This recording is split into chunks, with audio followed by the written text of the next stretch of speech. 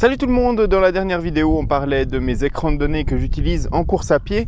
Dans celle-ci je vous propose de passer en revue les champs de données et les pages de données que j'utilise sur mon compteur. J'utilise la plupart du temps maintenant le Edge 530 comme compteur sur mon vélo. Je vous propose de passer en revue les pages de données et les données que j'affiche sur ce compteur pendant mes sorties, mes entraînements vélo, que ce soit à l'extérieur ou à l'intérieur, donc sur le home trainer.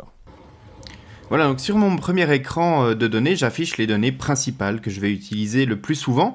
En haut, j'affiche les données de puissance sur 3 secondes. La moyenne de puissance sur 3 secondes, ça me permet de travailler ma puissance quasiment en temps réel. En dessous, j'affiche ma vitesse instantanée, même si je l'utilise pas forcément pour travailler à l'entraînement. J'aime bien savoir à quelle vitesse je suis en train de me déplacer. Sur la ligne du dessous, j'affiche les vitesses DI2. Donc là, comme ça, avec cet indicateur graphique, je peux savoir où j'en suis dans la gestion de mes vitesses grand plateau et pignon derrière sur la cassette. En dessous, j'affiche la fréquence cardiaque instantanée et puis à côté la puissance moyenne, donc la puissance moyenne sur toute mon activité, ce qui me permet de gérer lorsque mon coach me donne une cible de puissance moyenne à gérer sur mon entraînement, et bien de rester dans la cible au fur et à mesure que j'avance.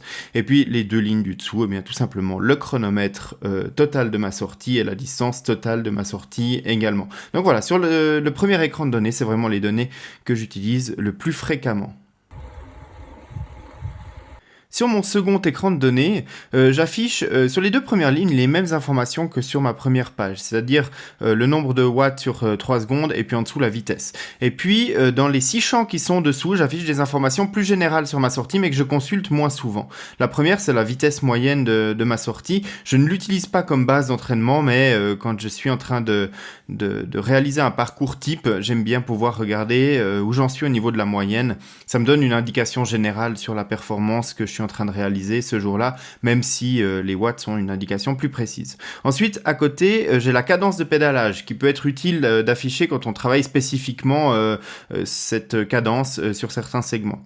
En dessous, j'ai le TSS, donc le Training Stress Score, qui est une indication de difficulté de la séance que je suis en train de réaliser et que j'ai appris à utiliser avec le temps et qui me donne une bonne indication sur la charge que va générer cette séance. En dessous, j'ai l'ascension totale.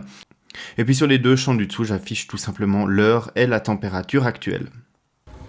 Voilà, et enfin sur mon dernier écran de données, eh bien j'affiche des données que j'utilise en fonction du test que je suis en train de réaliser, ou alors des fonctions que je suis en train de tester, ou alors pour une sortie spécifique des données que je voudrais afficher, en l'occurrence sur mon écran. Les deux champs du dessus sont les champs d'indication de charge de la batterie de mon système DI2 sur mon vélo, donc ça je vais le garder en général. Et puis le deuxième, c'est également le champ de charge de la batterie du Edge en question, donc ça me permet de vérifier que tout fonctionne bien. En dessous, ici, on voit que j'ai mis la vitesse ascensionnelle parce que je le testais, en l'occurrence, sur le Edge 530.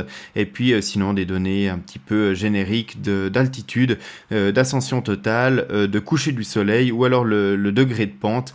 Mais ces données, je peux les faire varier en fonction des choses que j'ai envie de tester ou de la sortie que je suis en train de faire. Si je suis en train de monter un col en montagne, eh bien, j'aurais préparé mon compteur Edge pour m'afficher des données d'ascension verticale et puis des données de pente comme on le voit ici, et puis peut-être des données de cadence et de puissance instantanée également, pour pouvoir mieux travailler dans cette ascension en particulier en collaboration, je dirais, avec les fonctions Climb Pro qui sont présentes sur le Edge 530.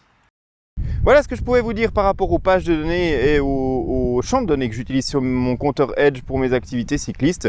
Je vous donne rendez-vous très bientôt pour d'autres vidéos sur la chaîne YouTube. D'ici là, abonnez-vous à la chaîne si ce n'est pas déjà fait, comme ça vous ne les manquerez pas. Et puis rendez-vous sur nakan.ch pour toute l'actualité du sport connecté. Voilà, à bientôt.